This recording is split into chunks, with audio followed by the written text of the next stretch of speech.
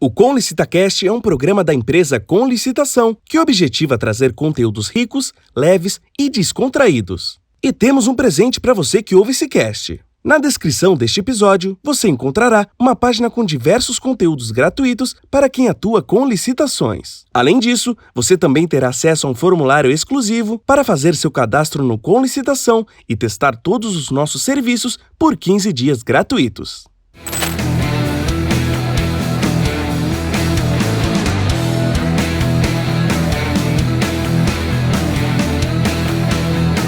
Está começando agora o Com LicitaCast, o podcast inteligente das licitações públicas. Olá, estamos iniciando mais um Com LicitaCast e hoje nós estamos com um convidado muito especial. Ele que já fez um sucesso enorme. Só de chegar aqui, todo mundo já olhou e já falou assim, que cabelo é esse? Sempre ele tá com o mesmo cabelo. Cara, ele sempre tá com o mesmo cabelo. Eu nem vou falar nada, vou ficar quieto nessa questão de cabelo. Mas antes, deixa eu passar a palavra aqui para o Bruno e a gente já inicia com os conteúdos. Falaremos hoje sobre o Vendendo para o maior comprador do Brasil. Teremos hoje José Roberto Tiossi Júnior. Que nome, hein, cara? Não, empoderado, né? Empoderado. Não é só o topete. Não é só o topete. Todo o empoderamento. É diferente, é diferenciado. E o Tiossi, além de um grande amigo, ele é advogado, ele é palestrante, professor da área. Ele é natural de Maringá, Paraná, o norte do Paraná. É casado com a Maiara, tem 2 filhos, a Alice de 2 anos e o Bento de 3 meses. Show de bola, hein? Show de bola. Seja bem-vindo. E se você não conhece ainda, segue ele nas redes sociais, @licitações municipais. Tiossi, seja bem-vindo. Muito obrigado pela presença e tamo junto. Fala, Brunão. Eu que agradeço. Tudo bem, Antônio? Satisfação, meu amigo. E é uma alegria participar desse programa do Com LicitaCast, que já é um sucesso. E para falar de um tema que eu sou extremamente apaixonado, que é licitações e contratos. Então, vamos para cima e fico aí à disposição. E esse é um tema bem legal, né? Porque ainda muita gente não conhece, né? Tem muita gente entrando no mercado de licitações, né? Principalmente o lado de fornecedores, e muita gente não sabe das oportunidades que isso gera. Então, começando com isso, o porquê que hoje existe tantas empresas que ainda não participam de licitações, você sabe dizer? Olha só, Bruno, eu digo que eu sou apaixonado pelo tema, pela capacidade que tem das licitações públicas mudarem a realidade de uma determinada comunidade, de uma cidade, de um estado, do nosso país, com a implantação de políticas públicas, aqueles direitos sociais fundamentais que estão na Constituição Federal. Então, licitação não é apenas um contrato entre iniciativa privada e poder público, vai muito além disso. Porém, infelizmente, muitos empresários perdem essa grande parcela do mercado, porque hoje o maior comprador do país é o poder público, sem sombra de dúvidas. E por conta de 2 mitos, acredito eu, que seria que o poder público não paga e que as licitações são todas cartas marcadas, boas empresas que têm um preço competitivo, que têm uma ótima logística, que têm um produto e um serviço de qualidade, deixam de participar de licitação. Mas eu asseguro para vocês que tudo isso é mito. Eu acho que é até intencional divulgar isso daí, para que novas empresas não venham e participem desse importante mercado para o desenvolvimento do nosso país. Exatamente, eu iria falar exatamente esse finalzinho, né? Se você tá no mercado, poxa, é a minha menina dos ouros ali, pra que eu vou divulgar pro outro? Não vou falar pra ninguém, eu vou colocar obstáculos para que pessoas não vejam ali a minha fonte de sustento, vamos dizer assim, né? E esse mito que é muito complexo, né, a licitação, realmente ele entra nessa linha de falar que é difícil para o pessoal não entrar, é isso? Ou não? Como que funciona isso? Olha só, hoje as licitações estão muito acessíveis, é muito fácil um empresário abrir um CNPJ e se habilitar para participar de licitações.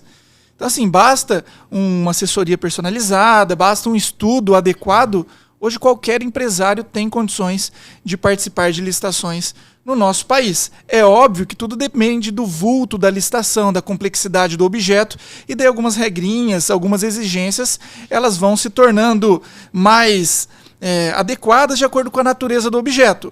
Então eu sempre digo que o empresário ele deve começar de forma gradual. Vai pelas menores, vai se adequando, se familiarizando, para daí sim alçar voos mais altos. Essa dica aí é interessante, né, Tios? Porque tem muitos empresários que olham e falam assim, poxa, mas tem que ter atestado de capacidade técnica. Eu nunca vendi, como que eu vou ter um atestado de capacidade técnica? Mas o que você tem que ver é, não são todas as licitações que exigem atestado de capacidade técnica. E tem um outro detalhe também, não necessariamente o atestado de capacidade técnica tem que ser de uma venda para um órgão público. Pode ser para uma outra empresa ou, quiçá, organizações, enfim.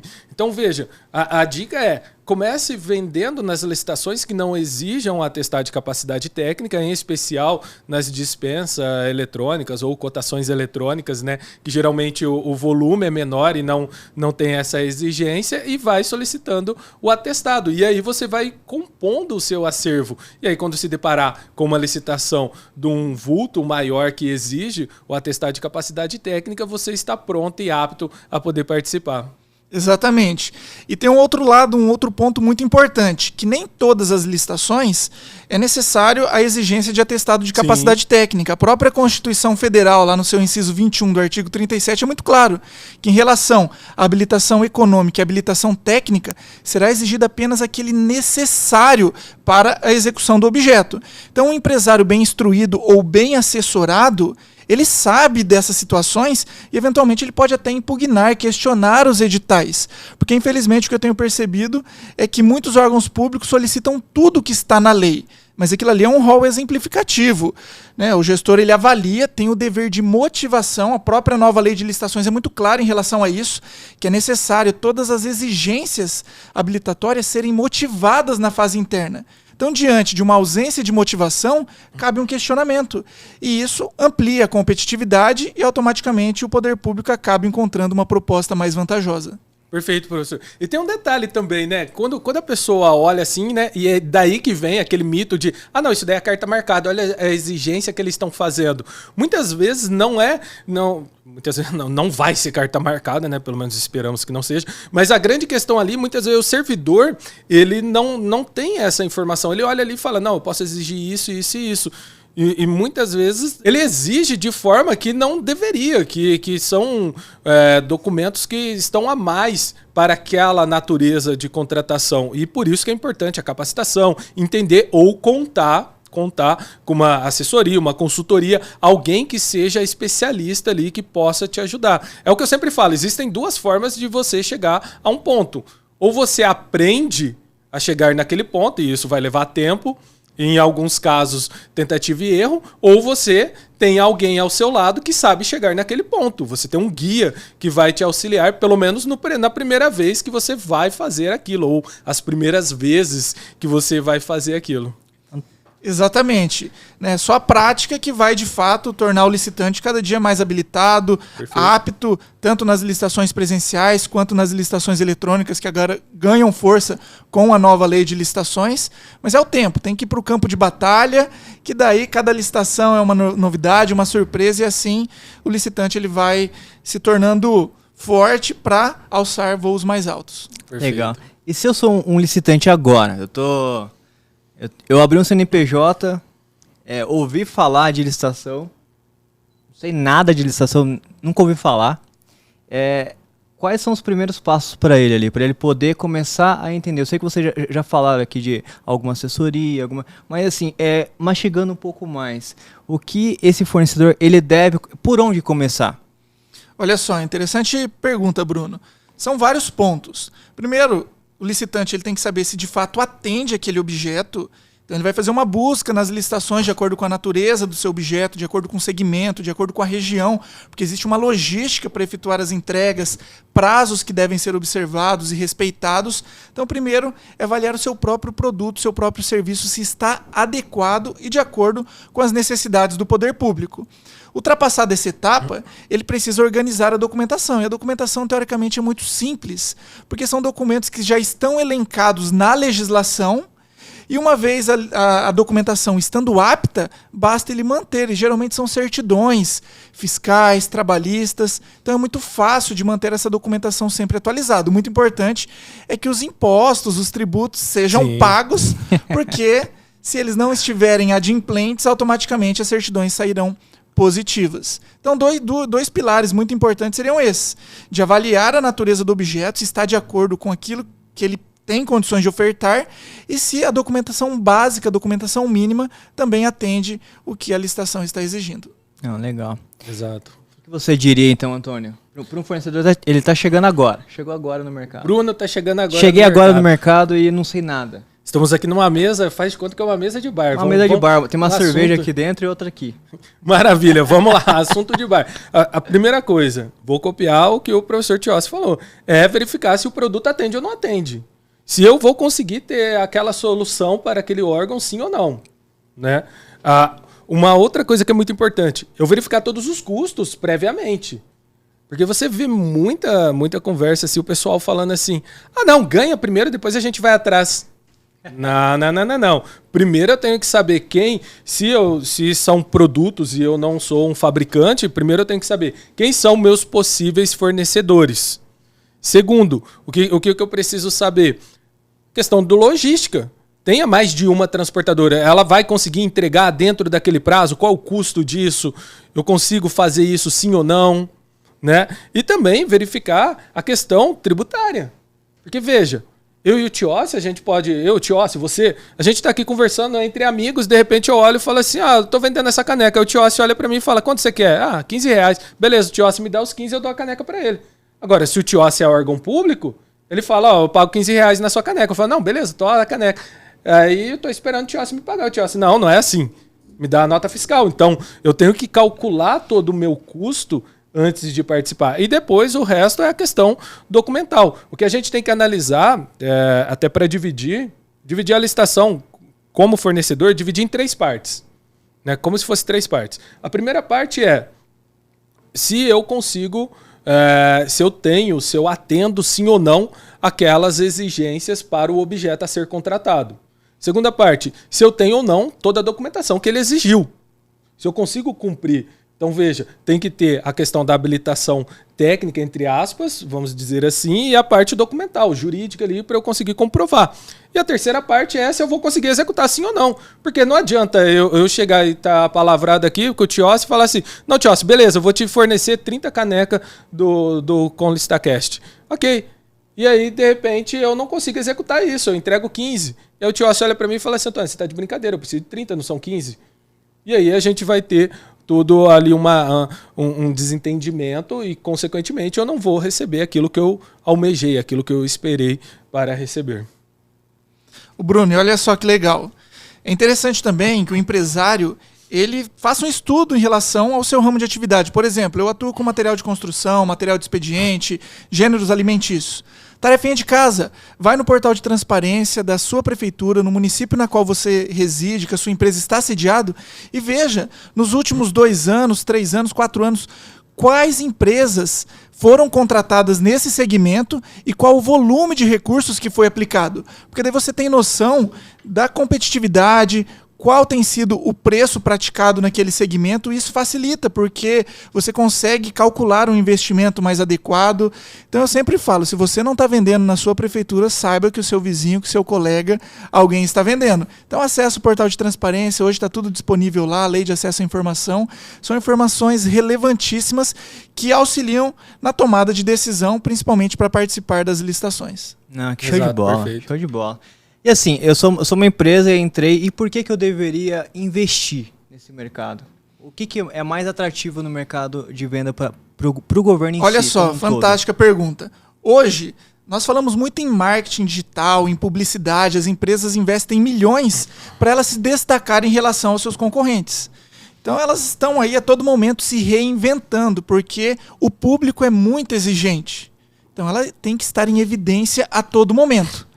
Para vender para o governo é absolutamente o oposto. O empresário ele não precisa gastar R$1 com marketing, porque quem investe em publicidade é a própria administração pública divulgando aquilo que ela tem interesse em contratar. Então basta a empresa estar bem organizada para encontrar as licitações, para receber essas oportunidades, e ela não terá esse custo, essa despesa. Ele pode ficar ali numa salinha, num escritório, com seu estoque em um determinado local, sem que tenha de fato uma fachada, sem que as pessoas saibam qual que é o endereço dele. Visto que para fornecer para o governo, você precisa atender às exigências do edital, respeitar os prazos, mas eu sempre digo, você quer cliente? Participa de licitação, com custo baixíssimo, porque hoje todo mundo investe, mais uma vez, em marketing, buscando atração de clientes. E nas licitações o poder público está lá, venham vender, venham vender, venham vender. Tem também a questão da demanda, né, Tiossi? Porque quando a gente para analisar, né, eu tenho a minha empresa, eu estou fazendo uma ação de marketing, primeiro, eu tenho um custo, segundo, eu tenho uma expectativa. Então, eu não sei ao certo quanto aquilo irá converter. Uma vez que eu estou vendendo para o governo, exceto nos casos de registro de preços, e isso daria até para a gente abordar futuramente, eu já sei exatamente quanto que ele quer. Então eu sei exatamente que a partir do momento que eu assinar o meu contrato, eu vou entregar aquilo. E eu sei qual será a minha margem dentro daquilo. E mais, eu posso me programar para participar de outras. Então eu verifico a demanda baseada nos contratos que eu já tenho e adequo isso à minha realidade e vou participando de outras licitações tranquilamente. É diferente de uma empresa que não está nesse mercado, que ela sofre com essa sazonalidade da demanda e também com a incerteza. A incerteza é bem maior. Eu tenho uma expectativa muito grande que pode não se traduzir em realidade. E até na linha da incerteza para se trabalhar fora das licitações é um pouco mais complicado. Porque imagina, eu me programei para X e de repente veio 2X. Eu não vou conseguir atender. No caso das licitações, não. Eu me programei para X, eu vou participar até chegar ao limite de X.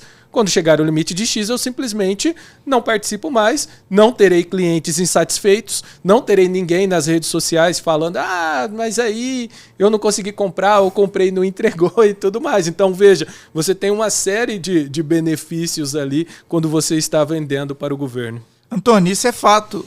Nós nos deparamos de forma constante com inúmeras empresas, empreendedores que abrem lojas, abrem comércio e depois a gente passa um determinado tempo, elas estão fechadas. Eu fico muito triste com isso, porque o Brasil é o país do empreendedorismo, né? A gente percebe como as pessoas têm novas ideias, são criativas, mas você tocou num ponto que realmente faz toda a diferença, a expectativa. Quando você investe em marketing, você tem uma expectativa de retorno. Agora, o poder público, as demandas são cíclicas, elas se renovam a todo momento. Mesmo em período de crise, o poder público não para de comprar. Nós estamos aqui em plena pandemia e as demandas, teoricamente, aumentaram. Por quê? Perfeito. Porque nós estamos atendendo a população, a sociedade é muito exigente. Então, o poder público ele compra de janeiro a dezembro a todo momento. E basta o fornecedor se adequar para entrar nesse importante segmento, nesse importante mercado. Perfeito. Não, tranquilo. É porque assim, ó, a minha questão é justamente essa sobre os fornecedores, né? Eles que estão começando agora, existem diversas regras que eles precisam entender e absorver para depois começar a praticar. E quando eles começam a praticar, você citou num ponto que eu gostaria de provocar um pouco. Por que do registro de preço? Por que ele é tão questionado assim para esse mercado? Tá, vamos lá. Quando você está... É assim, ó, o órgão público, ele basicamente, quando você se depara com o edital, ele vai ser ou aquisição imediata, ou aquisição com entrega parcelada, ou o sistema de registro de preço, tá? O que você tem que ter em mente, trocando 6 por meia dúzia? Aquisição imediata. Quero 1000 canecas do ConLicitaCast. Ok, eu assinei meu contrato, vou entregar as 1000 canecas em uma única vez, tá? Então, isso é importante eu saber, porque primeiro eu tenho que analisar, eu consigo entregar essa demanda sim ou não? Segundo, para eu conseguir precificar. Se eu for entregar hoje, por exemplo, eu sei qual é o preço. Agora, se eu for entregar no futuro, já tem uma certa incerteza. Então, na hora de precificar, caso eu entregue uma única vez, com certeza eu terei um preço mais agressivo. Então, veja, na entrega parcelada, por exemplo, 10 meses. Então, são 1000 canecas, então eu sei que eu vou entregar 100 canecas por mês. E eu tenho um contrato de 10 meses. Então, no futuro, talvez possa sofrer um reajuste de preço. Então, eu tenho que precificar corretamente. Agora entra o registro de preço, né, Bruno, que você tinha falado. Aí a coisa fica diferente, amigos. Veja, quando você lê Registro de preço, o que é um registro de preços? Fale a verdade, Antônio. Você O fala que a é verdade. um registro de preços? É uma expectativa de aquisição.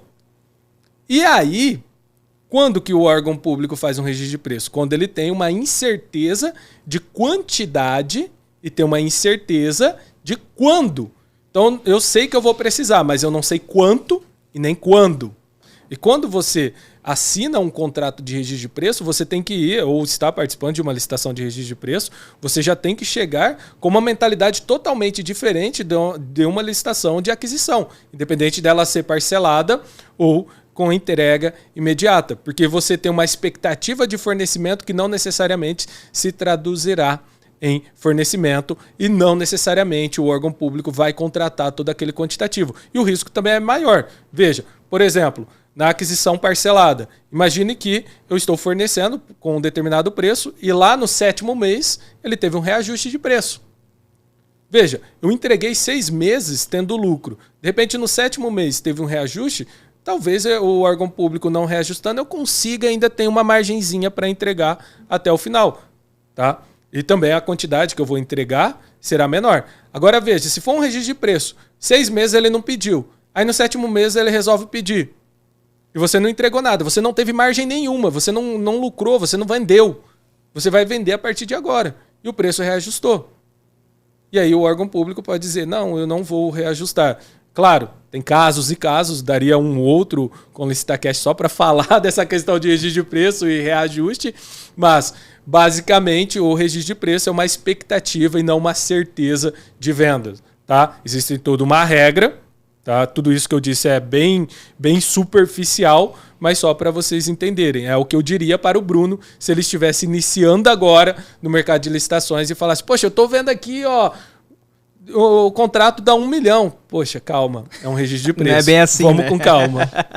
Mas olha só, dica de ouro para os fornecedores em relação ao registro de preço. Sempre ofertem o valor da unidade e não do quantitativo total, porque como bem disse o Antônio, é uma expectativa. Então pode ser que o poder público ele solicite uma unidade ou as 1000 unidades de uma vez. E muitas vezes solicitando uma unidade, 10, 50, o frete, os encargos são superiores ao próprio custo daquela mercadoria e o licitante acaba ficando no prejuízo. Porque no registro de preço não existe aquela teoria da economia em escala, como acontece nas contratações convencionais. No registro de preço, o poder público ele tem a oportunidade de solicitar a quantidade que ele tiver interesse e necessidade e no momento em que ele tiver essa necessidade, desde que a ata esteja vigente. Por isso, a dica é, licitante, cote o valor unitário, ofereça o valor unitário e não o valor total. Às vezes você se depara e você diz assim, poxa, mas eu estou cotando unitário, mas cote o frete para uma unidade, nota fiscal para uma unidade, tá? Porque a gente não sabe, né? Eu ia falar, é praticamente impossível pedir uma unidade só, mas Às vezes. vai que. Então, o ideal é fazer isso e ponderar, obviamente ponderar. Porque imagina, mas o frete fica muito caro. Se eu cotar o frete é mais caro do que o produto, né? Teria que ter uma quantidade mínima ali, né? Inclusive alguns editais, e isso já traz na própria nova lei, que tem que colocar ali o quantitativo mínimo que ele tem a expectativa de aquisição. Mas sempre pondere relacionado a isso. Não vai cotar o frete baseado em todas as unidades e até na hora de cotar, né, Tiossi? Porque às vezes imagina o seguinte, você tem uma transportadora e aí você está com essa transportadora e você fala, não, são 1000 unidades da caneca do Com LicitaCast. Aí a transportadora te dá o custo de um caminhão que comporta 1000 unidades. E de repente você quer mandar 10 unidades e aí já o custo já é diferente. Então você tem que trabalhar também todas essas nuances para poder participar. Viu? O registro de preço é um pouco mais complexo até na hora de elaborar. E eu me deparei com uma proposta. situação que concretiza tudo isso. Uma licitação lá no município, no estado do Paraná, e o licitante era do estado de Goiás. Na verdade, era fornecimento de material elétrico e ele venceu uma determinada lâmpada. E a lâmpada do município queimou, foi encaminhado um empenho para o licitante e ele se negou, ele se recusou a entregar justamente porque ele ficaria no prejuízo.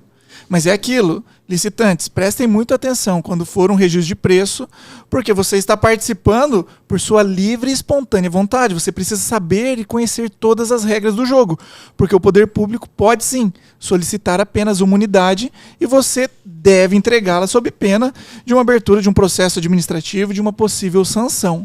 Então, muito cuidado em relação ao registro de preço. Perfeito. E nessa área, eu vou colocar um exemplo, né? Eu sou o João, eu tenho sociedade com a Maria e abrimos a empresa agora. Beleza, João e Maria entraram num pregão. No meio do contrato, ele teve uma situação como essa. Eu não vou vender só uma lâmpada. Ele pode retroagir, ele pode voltar atrás ou não? Como que funciona isso no nosso mercado? Olha só, a licitação ela possui várias regras. Uma delas é que você deve observância ao edital e ao instrumento contratual que foi firmado entre as partes. Existem prazos para serem obedecidos e se você descumpre ou se recusa sem um fundamento adequado, o poder público ele tem a prerrogativa de instaurar um processo para aplicar sanções. Então, assim, uma vez assinado o contrato, a responsabilidade recai sobre o licitante. Mesma coisa em relação a uma ata de registro de preço. Ele não pode simplesmente se negar alegando prejuízo, porque ele já participou da licitação sabedor das regras do jogo. Então, assim, antes de se aventurar nas licitações, é muito importante entender as regras, buscar uma capacitação, conhecimento ou uma empresa de assessoria para que você não seja surpreendido com alguma notificação. Porque tem muita empresa que simplesmente pega um edital, observa o preço, participa lá na frente e não consegue entregar, pensa que é simples solicitar uma rescisão e a gente sabe que tem todo um interesse público por trás disso. Então, tem gente que está aguardando, às vezes é um medicamento, um material médico hospitalar, às vezes é algum item que compõe a merenda escolar e não é tão simples assim o fornecedor se recusar com uma entrega. Então, assim, a responsabilidade é muito grande. É muito importante que o poder público também tenha essa responsabilidade de apurar esses eventuais descumprimentos do licitante, porque acaba dando uma filtrada para que fiquem nas licitações apenas empresas idôneas, empresas íntegras e que têm responsabilidade na participação das licitações. Perfeito, nada a completar. Perfeito, perfeito. Até o topete dele, igual o topete dele, né? Pô, eu nem vou falar nada, eu preciso... Primeiro eu preciso de um pouco mais de cabelo, né? Depois eu tenho que ver o que eu vou fazer para ficar igual. E não vai ficar. E no caso, tio, se no meio do caminho o preço muda, eu sei que vocês colocaram aqui em alguma explanação isso, mas a inflação tá aí e tudo mais. Como que o fornecedor deve se posicionar?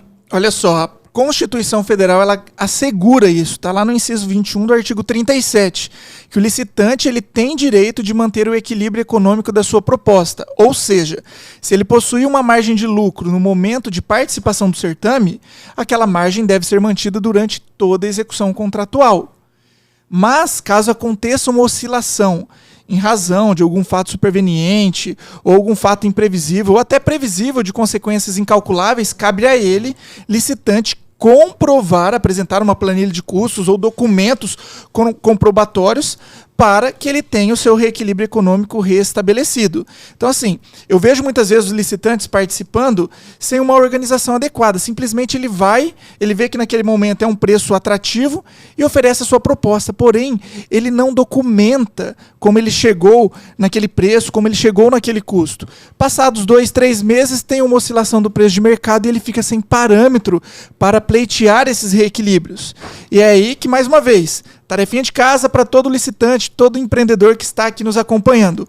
Sempre que apresentarem uma proposta de preços, guardem uma planilha com a composição dos custos, os e-mails que vocês enviaram para eventuais prestadores de serviços, distribuidores. Deixem tudo, cálculo do frete, de imposto, porque isso é fundamental e não é responsabilidade da administração pública, é responsabilidade do licitante, com base nesses documentos que o poder público aí sim vai avaliar se procede ou não aquele pedido. Tem uma situação interessante, Tiossi.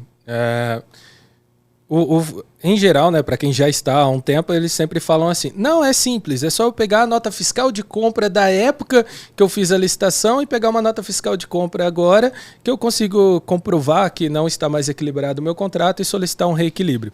Só que é importante ter toda a composição, porque em uma situação hipotética aqui, porque isso influenciaria, na prática, iria influenciar no preço. Mas imagine uma seguinte situação. o produto se mantém no mesmo preço. Ok. Só que por algum motivo, o frete aumentou demais. E isso me deixou desequilibrado no contrato. Pois vejam, eu tenho a nota fiscal de compra que é idêntica de quando eu sagrei vencedor da licitação, de quando eu compus o preço. Porém, o que está fazendo eu desequilibrar aquele contrato não é o preço de aquisição da mercadoria para revender, é um outro fator. Neste caso é o transporte. Nessa situação hipotética, é óbvio que por situações de mercado, se aumentar o transporte, consequentemente o produto também vai aumentar. Mas é só uma ilustração que pode acontecer, dependendo do tipo de fornecimento que você tenha, que um elemento, que não necessariamente é o produto ou a atividade, ele tenha um reajuste. E se você não tem todo o histórico de como que você compôs aquele preço, como que você vai pedir? Como que você vai comprovar para o órgão público? Ainda que o servidor do outro lado olhe e fale assim, não, tio, você tem razão, eu sei disso. Só que como que eu vou escrever isso no papel? Você tem que me trazer isso. Ah, mas eu não tenho. Então, se você não tem, como que eu vou fazer? Eu não consigo. Então, veja, em alguns casos, nem é o próprio órgão que não quer. O órgão quer. Eu estou acreditando em você, eu sei.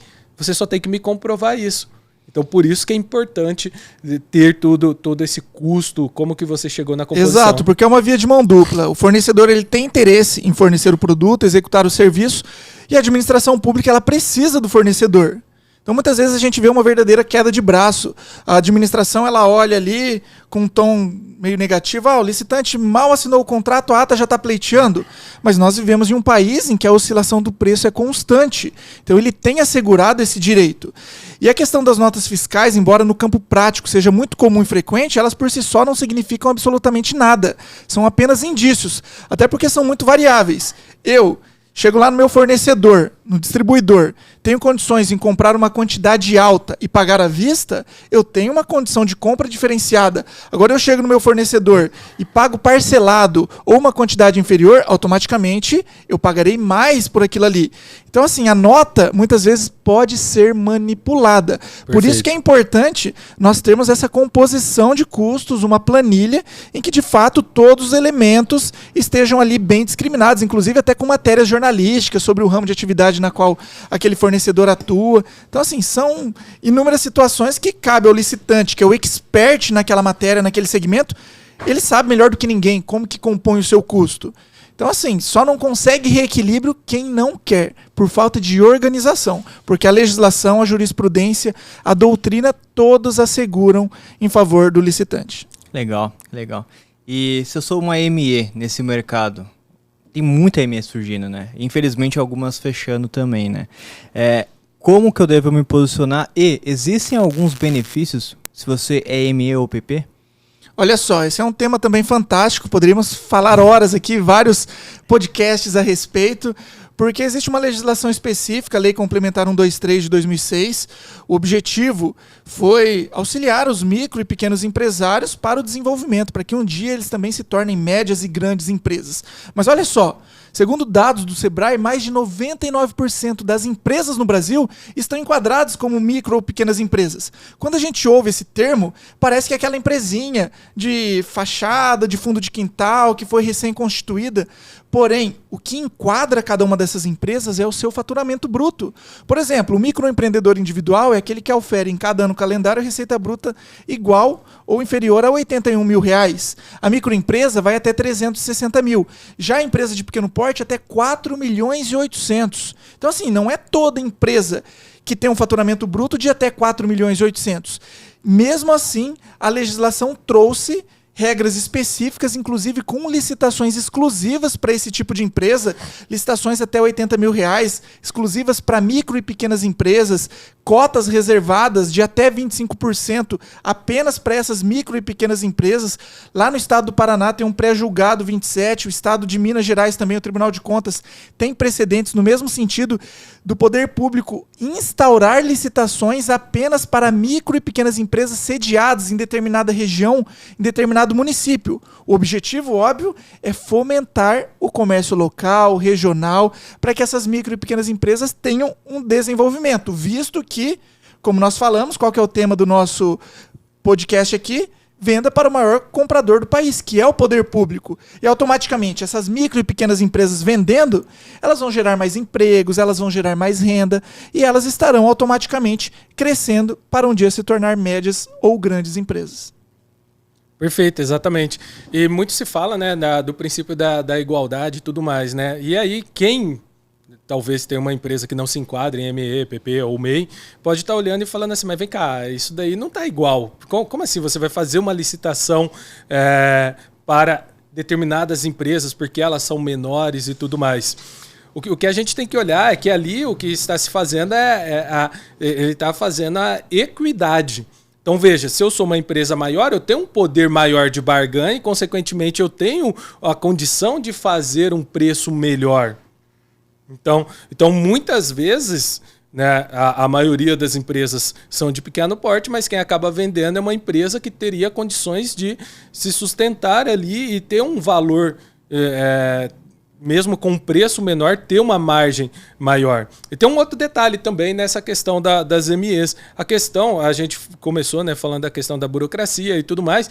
Tem a questão, a gente até separou, né, a questão da regularidade que ela tem que apresentar, certidões e tudo mais. E tem a questão da regularidade tardia. Então veja, muitos empresários não sabem disso ou fazem de forma, abre aspas, errada.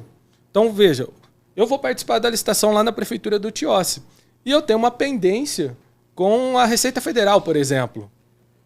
Então eu olho e falo assim, poxa, eu tenho uma pendência com a Receita Federal, eu estou no município do Tiossi, é a minha área de expertise, só que eu não vou poder participar porque eu não tenho a bendita certidão. O que eu posso fazer? Eu posso participar, desde que eu apresente ali, por exemplo, a certidão vencida, né, que eu apresente ali, e aí eu terei um prazo para eu poder apresentar a minha certidão corrigida.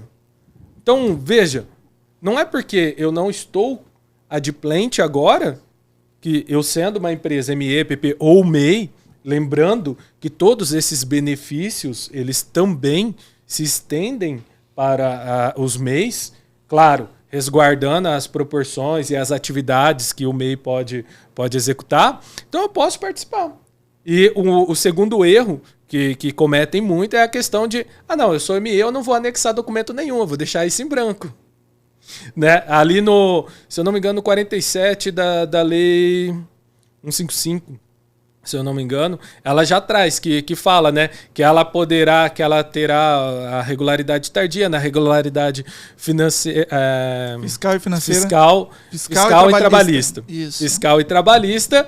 Aí depois ele traz, em decorrência de participação, deverá apresentar toda a documentação exigida. Ou seja, eu posso apresentar minha certidão vencida, por exemplo. Eu apresento a minha certidão vencida, participo da licitação, sagrei vencedor.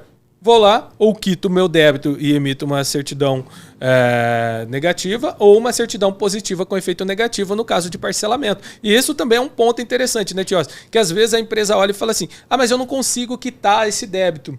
Poxa, você pode negociar o débito. A administração pública, né, o fisco, ele te concede ali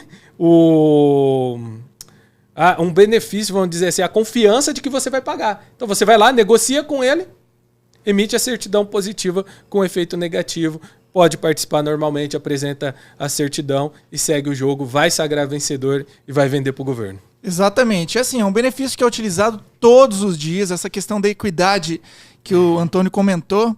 Eu sempre falo, filósofo Aristóteles, tratar os iguais igualmente, os desiguais desigualmente na medida de suas desigualdades. Nossa, ou seja, agora foi longe, hein? Agora tá difícil assim competir, viu, Antônio?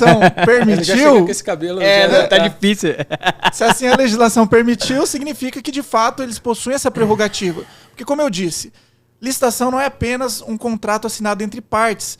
Através dos contratos públicos, nós temos políticas públicas que são implementadas. Os próprios objetivos que constam lá no artigo 11 da nova lei de licitações, isonomia, proposta mais vantajosa, desenvolvimento nacional sustentável. E desenvolvimento nacional sustentável não significa apenas aquelas compras verdes, compras ambientais. A sustentabilidade hoje nós temos que ter uma leitura sistêmica, diferenciada. Tem a questão ambiental, obviamente, mas tem questão econômica, social. E você fomentar as micro e pequenas empresas, automaticamente você está contribuindo para o desenvolvimento nacional sustentável. Perfeito. Show de bola, show de bola. A gente vai trazer aqui pra você um convidado ilustre. Na verdade, ele já tá batendo carteirinha aqui com a gente, tá? Ele tá voltando de férias, agora tá trabalhando. É o nosso quadro aqui, Show do Pregão. Vem cá, Silvio, por favor, chegue mais. Ele tem... Eu não sei se é pergunta, eu não sei se é reflexão, mas ele aprontou algo pra você aí. Seja bem-vindo, Silvio. Como que tá, Tios? Tudo bem? Tudo ótimo, meu amigo. Ah, que bom, que bom, que bom. Antônio, e aí? Vamos lá, vamos para mais um show do pregão? Fica melhor assim ou com aquela camisa lá? O que você acha? Eu vou esperar terminar, né, o show do pregão pra eu poder definir. Porque quando ele veio de férias, ele tava tão embalado nessa coisa de férias que ele acabou me ludibriando. Aí depois ainda falaram pra mim, Tiossi, como que você vem falar de licitação e não leu o edital? Assinou o contrato sem ler o edital, participou tudo, não assinou. E foi ele que indeferiu. E aí eu entrei com recurso e ainda foi indeferido. Agora tenho que executar o contrato. Mas o Silvio pode tudo. É verdade.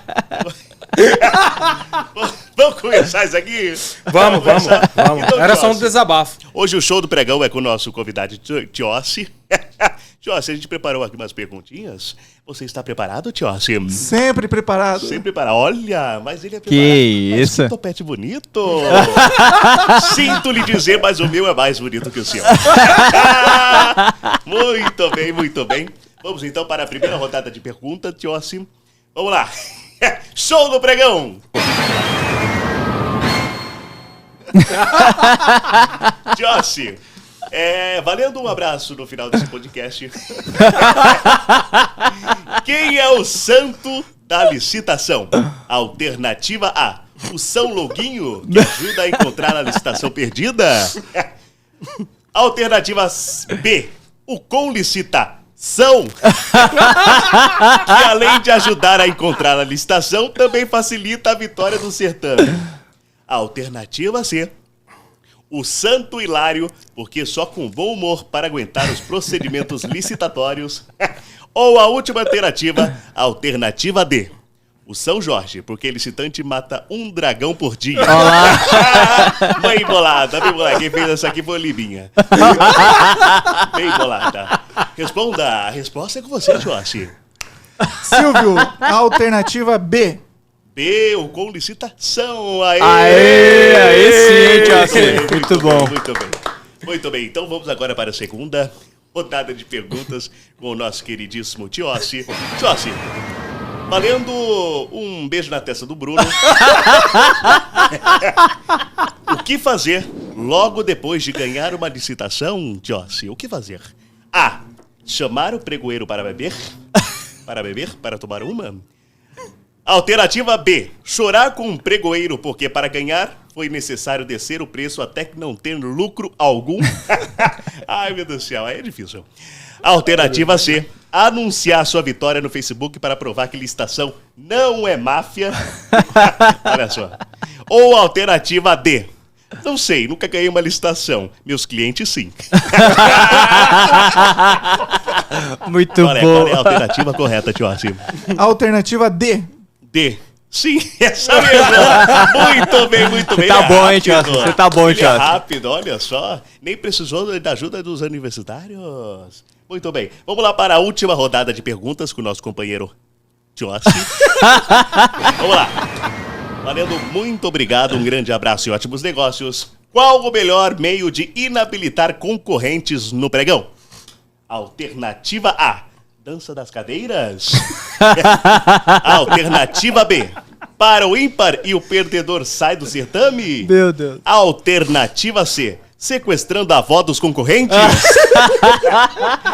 Ou alternativa D, participando do mesmo certame com 10 empresas diferentes. Assim não precisa inabilitar concorrente, porque você é o seu próprio concorrente. Essa foi muito bem bolada, muito bem bolada. Qual é a resposta correta, Tiossi? Essa eu preciso da ajuda dos universitários. Ó, os universitários Antônio, aqui na frente. é sua. É contigo, Antônio. Vai, Antônio. Brilha, Antônio. Como que é esse negócio da avó aí que a gente tem que fazer? É sequestrar a avó do concorrente. Eu acho uma boa alternativa. O que você acha, Bruno? Eu iria na D, né? Na D? Você é o único ali, tá É verdade, ótimo. É verdade. É verdade. Não vai poder... É vocês. Eu iria na D, tio, eu iria na D. Vai na D? Será? Quem mais vai na D? Vamos lá. Seu D. E aí, O pessoal temos tá lance. dando lance. Já Não, eliminou dando lance, né? Os universitários já eliminaram a alternativa A e B. Sobrou a C e D. Vai lá, tio, C, com você. Alternativa D. Certa resposta! Aê! Muito Muito bom! bem, Tiossi, parabéns, você ganhou. Um grande abraço. Um beijo na No testa. um beijo na testa do Bruno. Obrigado, cara, bem, muito ótima obrigado. participação aqui no PolistaCast. Muito sucesso pra você, Tiossi. Obrigado, muito Silvio. gel, e muito gel no seu topete. Muito bem. Muito bom. Vamos lá, então, a gente tá finalizando aqui o nosso episódio. Tio, obrigado por tudo aí, por ter vindo lá de Maringá a São Paulo. Gostaria de pedir para que você fizesse uma síntese aí, uma conclusão do nosso episódio e do tema tratado de hoje, porque é muito importante o fornecedor, quando ele está entrando na área, ele saber as dicas ali, que a gente pode debater um pouco. Então, para quem está chegando agora, uma conclusão, uma síntese do que a gente falou hoje. E o que não falou também, né? Porque tem muito assunto que dá para debater, né? Perfeito, Bruno. Primeiro agradecer o convite da Conlistação. O Conlistacast já é um sucesso, né? Aqui diante do nosso Silvio Santos, do Antônio, do Bruno, uma alegria sem tamanho. Fiquei muito surpreso aqui com toda a equipe, com toda a estrutura, muito legal. Agora, em relação às licitações, a gente percebe que as pessoas cobram muita mudança nos políticos, elas querem uma sociedade melhor, porém acabam não se engajando. E hoje, os fornecedores, os empresários, eles são fundamentais para que nós tenhamos essa mudança no nosso país, com produtos de qualidade, com serviços de qualidade. Então você que está aqui nos assistindo, nos ouvindo, se não participa de licitação, participe. Faça aquela tarefinha de casa que eu comentei. Veja no seu segmento, acessa o mural de transparência lá da sua prefeitura, o portal. Quais são as empresas que estão fornecendo, qual o volume de recursos que está sendo, de fato, ali conduzido, implantado, porque se você não está vendendo, o seu concorrente está vendendo. E hoje o poder público é o maior comprador do país. As oportunidades estão aí, tem mercado para todo mundo, como vocês viram. Existem oportunidades específicas até para o microempreendedor individual, para as microempresas, empresas de pequeno porte. Então só depende de organização, de uma boa estruturação, conhecimento, que sem sombra de dúvidas existe essa parcela que as empresas têm para aumentar o faturamento aí nos seus negócios. Maravilha, Antônio. Bom, primeiramente agradecer, Silvio, não adianta me olhar, o Silvio me enganou, tá, gente? Que isso fique bem claro, tá? Já fiz vários episódios, mas o trauma ainda não passou, tá? Agradecer, agradecer a todos, agradecer ao professor Tiossi, poxa, as pessoas acham, né, olha assim, fala assim, naturalidade e tal, poxa, mas você olha ali e você fala, pô, tô do lado do Tiossi, caramba! É legal, né? Depois coloca no make-off a gente passando a mãozinha no topetinho dele pra ver como é que tá. Mas agora falando sério, agradecer, professor, muito conteúdo. Agradecer a você que ficou até agora nos acompanhando. Já pedi também para se inscrever no nosso canal, compartilhar o conteúdo. Se estiver pelos aplicativos também, deixe o seu joinha. Lembrando, a Conlicitação também está no Instagram, então corre lá também e segue a página. Show de bola, obrigado a todos, até o próximo episódio. Bom, pessoal, ficamos por aqui com esse episódio com o nosso especialista Tiossi. Um grande abraço e ótimos negócios. Fechou, é isso. Ressaltamos que as opiniões emitidas pelos convidados e apresentadores não correspondem ao posicionamento da empresa.